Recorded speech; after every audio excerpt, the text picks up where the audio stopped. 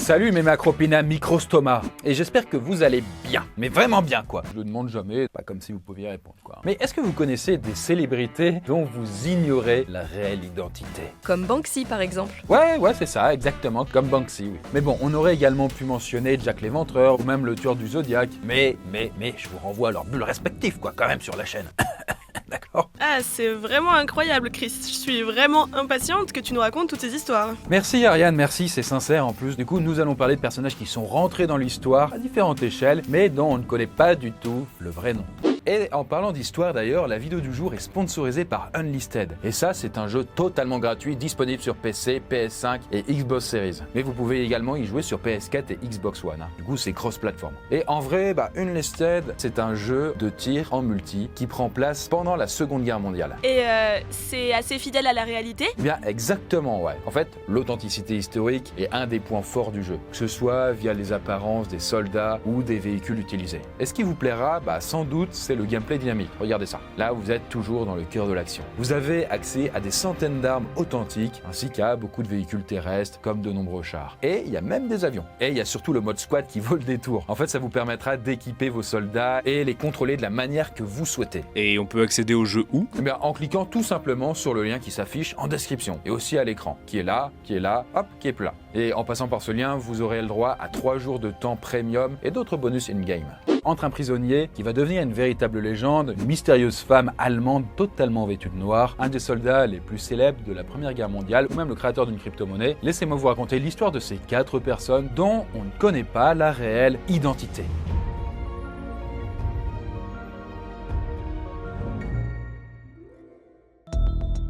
L'homme au masque de fer.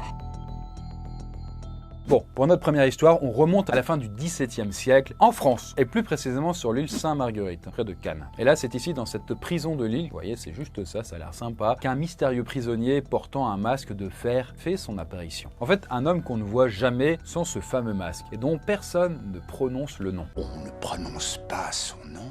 D'ailleurs, on ne sait même pas pourquoi il a été emprisonné, quoi. D'ailleurs, il changera par la suite d'endroit plusieurs fois, mais toujours sous la garde d'un ancien mousquetaire, qui s'appelle d'ailleurs Benning de Saint-Marc. Alors si, bien évidemment, on ne connaît pas sa date de naissance, on connaît par contre sa date de décès, cet homme de masque de fer. Et c'est le 19 novembre 1703. En fait, là, on estime qu'il avait une cinquantaine d'années, mais sans grosse certitude quand même non plus. Et il y a bien une chose dont on est sûr, par contre, c'est qu'il a été enfermé sur l'ordre direct du roi Louis XIV, le roi Soleil, quoi. Ah oui, donc il y a un truc qui a vraiment pas dû lui plaire, quoi. Bah ouais, ça, techniquement, s'il se fait enfermer par le roi lui-même, c'est vraiment qu'il y avait un pépin. Mais on ne sait pas lequel. Ce qui a bien évidemment entraîné beaucoup de théories du complot à l'époque. Surtout qu'on ne voit pas son visage. Donc pourquoi il est toujours masqué? Est-ce que du coup il faisait tâche au roi? Est-ce que du coup il mettait en péril le trône? On ne sait pas quoi. Car ouais, si on ne connaît pas sa véritable identité, figurez-vous qu'on a quand même pas mal de prétendants. Par exemple, le frère jumeau de Louis XIV, Philippe, qui était né avant Louis et qui était donc l'héritier légitime. Et que le roi aurait fait peut-être disparaître pour s'emparer du trône. Mais il y a aussi d'autres membres de la famille royale, comme Louis de Bourbon, fils du roi Soleil, qui lui a été banni de la cour suite à la révélation de son homosexualité. Mais on pouvait aussi peut-être avoir Nicolas Fouquet, qui était un puissant surintendant coupable de trahison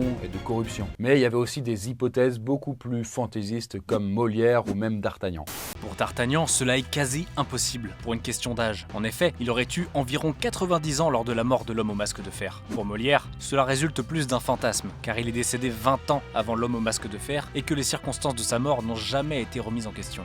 Mais il y a eu également d'autres théories, comme par exemple en vrac, un amant de la reine, un noble ou une personne de la bourgeoisie française, un simple valet. Et il y a d'ailleurs aussi un Eustache d'Angers qui revient également dans les débats assez souvent. Et lui, il aurait connu apparemment un secret capable de déstabiliser la monarchie sans que l'on sache évidemment de quoi est fait ce secret. En tout cas, pour les historiens, on serait sans doute plus proche de l'une de ces personnes moins importantes, même si c'est impossible à prouver. Bref, c'est un sujet qui par la suite a beaucoup fasciné le grand public. Et ça a commencé dès le XVIIIe siècle. Et plus tard, des romanciers comme Alexandre Dumas et Marcel Pagnol ont contribué à cette légende, à travers leurs bouquins et tout ça, quoi. Puis, au XXe siècle, on a eu le droit à beaucoup de films réalisés sur le sujet. En vrai, même moi, je m'en rendais pas compte, mais il y en a eu une dizaine, qui reprennent l'idée que, c'était le frère de Louis XIV derrière ce fameux masque. Ah ouais, comme celui de 98 avec DiCaprio et Gérard Depardieu. Ouais, c'est ça. En tout cas, pour revenir à l'histoire avec un grand H, Voilà, c'est un H. Bah, c'est Louis XV, donc le successeur de Louis XIV, qui aurait emporté le secret dans sa tombe. En fait, il était le dernier au courant de la véritable identité de l'homme au masque de fer. Et du coup, après plus de 3 siècles, le mystère est encore total et risque de l'être probablement pour toujours. La comtesse des ténèbres. On continue là de remonter le temps pour notre seconde histoire, et là on est au début du 19e siècle. Et figurez-vous qu'il va encore être question de la famille royale. Là il n'est plus question de Louis XIV mais de Louis XVI. Nous sommes précisément en 1807 quand l'histoire qui nous intéresse, celle de la comtesse des ténèbres, débute. Non, déjà elle est stylée, ça fait un peu Diablo 2 quoi. Si vous avez Andariel en tête, tout ça, elle était sympa. En tout cas, direction le village d'Ingburg, Gausen, qui est en Allemagne, c'est pour ça que j'arrive pas à le prononcer quoi. Où un mystérieux couple s'installe. Là, l'homme du couple s'appelle Cornelius van der Valk, un ancien secrétaire de l'ambassade de Hollande à Paris. Pour l'identité de la femme, par contre, là, c'est beaucoup plus compliqué. La seule chose qui caractérisait cette dame, c'est le fait qu'elle soit tout le temps habillée en noir et vêtue d'un voile qui lui cache le visage. De ça est rapidement venu son surnom de Dunkelgrafin, comtesse des ténèbres, un sobriquet trouvé par le fils d'un pasteur qui échangeait avec van der Valk. Et là, vous allez me dire, on s'en foutrait peut-être pas un peu, mais vous avez tort parce qu'en fait, les rumeurs et les pronostics sont allés bon train pour une bonne raison. Le couple a l'air d'appartenir à la noblesse. Et techniquement, la noblesse n'est pas censée se trouver dans des patelins pareils. Vous voyez, du coup, il y a vraiment un bug dans la matrice. Mais en vrai, ce couple-là est protégé par les autorités locales et par certains princes allemands. Et du coup, on remarque également qu'ils mènent un train de vie assez luxueux. Ils échangent des courriers avec des ducs français, et puis ils ont de nombreux domestiques. Bref, il y a des trucs qui collent pas. D'ailleurs, les domestiques ont interdiction de voir la femme du couple, qui serait peut-être comtesse, quand elle n'est pas voilée. Bref, ce couple mystérieux va vivre dans ce petit village allemand pendant 30 ans, jusqu'au décès de cette fameuse comtesse en 1837. Et c'est là que les choses sérieuses commencent. En fait, le docteur Lommler, chargé d'établir le certificat de décès, et seule personne à voir la dépouille, tombe des nues. En fait, il remarque que la femme en question a environ la soixantaine, que son linge est brodé de fleurs de lys, et surtout qu'elle ressemble vraiment beaucoup, mais beaucoup, à la reine Marie-Antoinette. Et pour beaucoup des gens qui connaissaient les rumeurs sur cette mystérieuse femme, la comtesse des ténèbres était donc Marie-Thérèse de France. Ah, vous dites, c'est qui Marie-Thérèse de France? En fait, c'était simplement l'enfant de Louis XVI et de Marie-Antoinette. Et du coup, logique qu'elle ressemble à sa mère, quoi. Bref, voilà peut-être où se trouvait donc la suite royale de France. Mais j'imagine que c'est pas aussi évident que ça, si? En fait, d'autres hypothèses vont rapidement voir le jour. Ça aurait pu être aussi Ernestine Lambriquet, qui était la sœur adoptive de Marie-Thérèse, quoi. Et en fait, il y a des théories qui avancent que ces deux femmes auraient échangé leur place plusieurs années auparavant et que cette comtesse serait donc la fausse princesse de France. Sauf que voilà, quelques années plus tard, à la mort de van der Valk, on découvre dans les papiers que la comtesse portait le nom de Sophie Botta. Seulement, le nom de cette femme ne se trouve dans aucun registre et semble donc être simplement un nom d'emprunt. Il y a d'ailleurs d'autres candidates qui entrent dans la danse. Par exemple, la fille de l'empereur Joseph II, qui est la nièce de Marie-Antoinette. Il y a même aussi une princesse de la famille Condé. On reste quand même dans un peu du boudin, c'est quand même très flou tout ça. Mais bon, ça patauge quand même dans la royauté. C'est bien beau tout ça, mais j'imagine qu'avec les technologies d'aujourd'hui, on peut quand même avoir quelques pistes supplémentaires, non? Ouais, je vois qu'on te la fait pas, toi, Ariane. Mais en effet, il y a une dizaine d'années, sous l'impulsion d'une radio allemande, un projet a été mis en place pour résoudre l'énigme de la comtesse des ténèbres. Et du coup, après de nombreux tests ADN, en 2014, il a été acté que ça ne pouvait pas être Marie-Thérèse de France. Parce qu'en effet, son ADN semble vraiment incompatible avec celui de la lignée des Bourbons. Et du coup, on sait enfin qui c'est après 200 ans? Eh bien, écoute, la réponse est toute con, mais si c'était le cas, elle serait pas dans cette vidéo. Donc non, on ne sait pas. Même si avec le temps, on a éliminé des candidate, il est possible qu'on ne sache jamais qui était vraiment la comtesse des ténèbres. Et d'ailleurs, sachez que en faisant la vidéo, on a cherché quelle était la vie de la comtesse des ténèbres, parce que le nom est quand même stylé, et en vrai, on n'a pas trouvé grand-chose. On ne sait pas si elle se baignait dans le sang de vierge, on ne sait pas tout ça, voilà. C'était juste son identité qui était vraiment énigmatique. Le soldat inconnu. Cette fois-ci, si on remonte un peu plus dans le temps, on en arrive à notre troisième histoire, et avec le plus connu de tous les soldats, et qu'on ne connaît pas, le soldat inconnu. Mais petit rappel rapide des faits. Ah super, allez, Père Castor. Père Castor, raconte-nous une histoire. Ouais, tu me déconcentres. Ouais, l'histoire du gars. Donc, alors que la Première Guerre mondiale bat encore son plein, on évoque l'idée de trouver un endroit pour honorer les morts de cette guerre-là. L'idée est donc d'inhumer un inconnu pour rendre hommage à ces soldats dont on ne connaît pas l'identité. Là, l'un des projets, c'est de le faire entrer au Panthéon. Ah ouais, là où il y a les dépouilles de Victor Hugo et d'Émile Zola? Oui, c'est ça. Hélas, du coup, l'idée va être vite abandonnée. Ensuite, on va opter pour mettre les noms sur un livre d'or, mais ce sera aussi abandonné avec l'idée du Panthéon lui-même. Et du coup, la décision finale est la suivante, une tombe qui sera scellée sous l'Arc de Triomphe, comme un symbole. Mais alors là, il y a une question qui se pose, quel soldat décédé on va prendre? Il en faut un qui symbolise un petit peu tout ça, qui soit représentatif. Et du coup, il y aura 8 soldats qui seront non identifiés et qui seront exhumés des 4 coins de la France et qui feront donc office de candidats. Et là, la cérémonie du choix du candidat à inhumer va se dérouler à Verdun le 8 novembre 1920. Du coup, à ce moment-là, donc évidemment, la guerre est terminée depuis 2 ans. Et ce sera finalement un certain Auguste Thine, un 2e classe de 21 ans, qui sera chargé de désigner le soldat. Et au terme du coup d'une procession, Thine doit faire son choix en posant un bouquet d'œillets sur le cercueil élu. Et donc, il a choisi le soldat en question au pif? Eh bien, pas vraiment. Il a en effet déclaré par la suite « Il me vint une pensée simple. J'appartiens au 6e corps. En additionnant les chiffres de mon régiment, le 132, c'est également le chiffre 6 que je retiens. Ma décision est prise. Ce sera le 6e cercueil que je rencontrerai. » Donc voilà pour son cheminement de pensée. Et du coup, les 7 soldats non choisis sont renvoyés dans leur cimetière d'origine? Alors non, quand même pas non plus. Là, ils seront enterrés à nouveau, mais près de Verdun, cette fois dans le carré des 7 inconnus. Mais revenons quand même à notre désormais soldat inconnu, et lui, il est rapatrié à Paris et inhumé le 11 novembre 1920, jour du coup de l'armistice, jour symbolique, donc on est d'accord. Une fois inhumé, la tombe sera scellée par une énorme dalle de granit sur laquelle est inscrit « Ici repose un soldat français mort pour la patrie, 1914-1918 ». Et 3 ans plus tard, on ajoutera une flamme éternelle, une flamme qui s'éteint jamais, même si du coup, hélas, elle s'est déjà éteinte. Si vous passez à Paris et que vous la voyez éteinte, elle est éternellement pas toujours allumée. Voilà, le temps passe, il y a la Seconde Guerre mondiale, et suite à ça, il y aura un autre truc qu'on va rajouter, ce sera une plaque offerte par les Alliés, donc les Américains et compagnie. Et donc c'est devenu un endroit de recueil très important pour la France, vous imaginez bien. À chaque cérémonie officielle, comme par exemple le 8 mai ou le 11 novembre, une attention particulière est portée par le président de la République. Et d'ailleurs, s'il y a bien une grosse différence entre l'homme au masque de fer et la comtesse des ténèbres, là c'est que personne vraiment ne sait qui est le soldat inconnu. On n'a pas d'hypothèse là-dessus, on ne sait pas. On est dans le mystère. Ah ouais.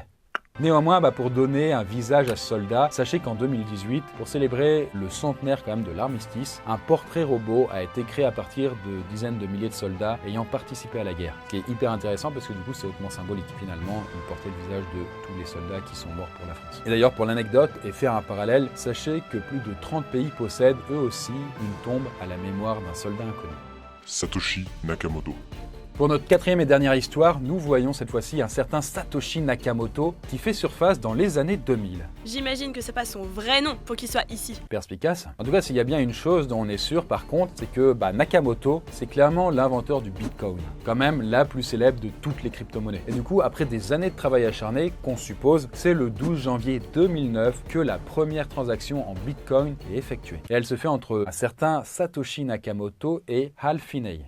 En effet, ce fameux Satoshi Nakamoto est considéré comme l'inventeur de la toute première base de données mise en place grâce à la blockchain. Il est aussi celui qui a résolu certains problèmes, comme la double dépense pour une monnaie numérique. Voilà, un mec plutôt fort dans son domaine, Et du coup, il collabore avec pas mal de développeurs et il poste aussi sur de nombreux sites web et des forums. Bref, il est clairement super investi. Mais en même temps, après j'ai envie de dire, il a tout intérêt à ce que ça marche vu que ça pourrait l'enrichir. Et ça jusqu'à la fin de l'année 2010. En fait, Nakamoto reste très actif dans le développement du Bitcoin. Donc cette espèce de mystérieuse crypto-monnaie qui fait parler de plus en plus d'elle. Et puis, tout à coup, il disparaît. Et là, les hypothèses et les pronostics vont alors bon train pour savoir qui est vraiment Nakamoto. Vas-y, balance des noms, Chris. Alors écoute, ça va pas te parler, mais c'est ces noms-là. Dans le dos, il y a des informaticiens, des mathématiciens, et j'en passe et des meilleurs. Mais aussi, on a eu le droit à une hypothèse un peu claquée de la part de notre cher Elon Musk, puisque d'après lui, des entreprises comme Samsung, Toshiba, Nakamashi et Motorola auraient créé ce Satoshi Nakamoto. Parce que si on prend le début de chaque mot, Samsung, Toshiba, Nakamashi, Motorola, on aurait le nom complet. Une sorte de Voldemort à sa sauce,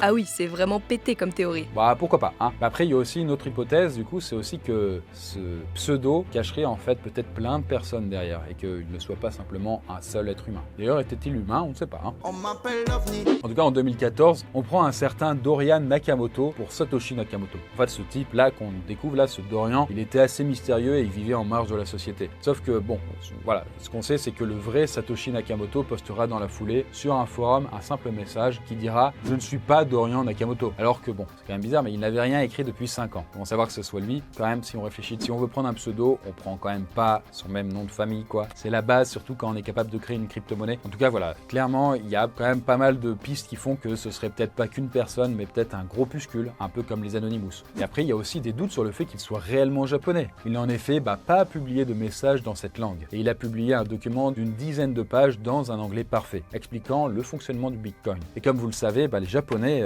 il y a bien un truc où ils sont nazes, pire que les Français, c'est quand même l'anglais, hein. Mais ce Satoshi Nakamoto affirme également être né le 5 avril 1975. Et ça, pour certains, c'est une fausse date de naissance, qui semble clairement un clin d'œil à l'année où les Américains pouvaient de nouveau posséder de l'or. Donc c'est hautement symbolique avec le Bitcoin qui nous rend un peu plus de liberté et qui en retire à l'État, voilà. En tout cas, clairement, depuis lors, il y a des journalistes qui passent leur temps à essayer de retrouver la vraie identité de Sakamoto. Et selon plusieurs enquêtes, il pourrait être l'une des 30 personnes les plus riches du monde, sans qu'on ne sache qui il est. C'est quand même ouf, sachant que je vous le rappelle, mais si on veut avoir la liste en fait de tous les milliardaires, tu vas sur Wikipédia, et t'as la liste, mon pote. Et même si le cours du Bitcoin évolue et fluctue, qu'il y a des hauts et des bas, en vrai, avec des petits calculs, on estime que sa fortune serait d'à peu près 20 milliards de dollars. Après, il reste maintenant à savoir si malgré toutes les technologies actuelles, il continuera à pouvoir se cacher à vie.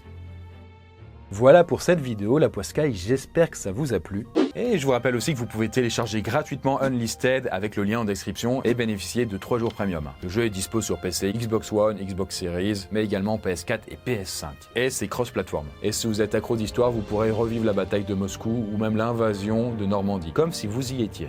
S'il y a d'autres noms qui vous ont vraiment interpellé, vous, et que je n'ai pas cité, voilà ce qui est logique, il n'y en a que 4, je les ai donnés, vous pouvez en parler en commentaire. Mais j'avoue, personnellement, parmi tous ces noms, il y a cette notion de mystère qui est intéressante et qui excite autant les gens, quoi. Quand je tournais la vidéo, ça m'a vraiment mis des flashs en fait du film et du roman best-seller Da Vinci Code, où on enquête vraiment pour savoir l'identité de certaines choses en fait qui restaient cachées. Bref, le mystère fait partie de la vie, quoi. Si vous aimez en tout cas les histoires mystérieuses, n'hésitez pas à aller checker mon autre chaîne YouTube, Conte fait con, où je parle de choses un peu plus horrifiques. Voilà, il y avait cette vidéo, même celle-là qui était sortie récemment. Bref, nous on se retrouve sinon dans une prochaine vidéo.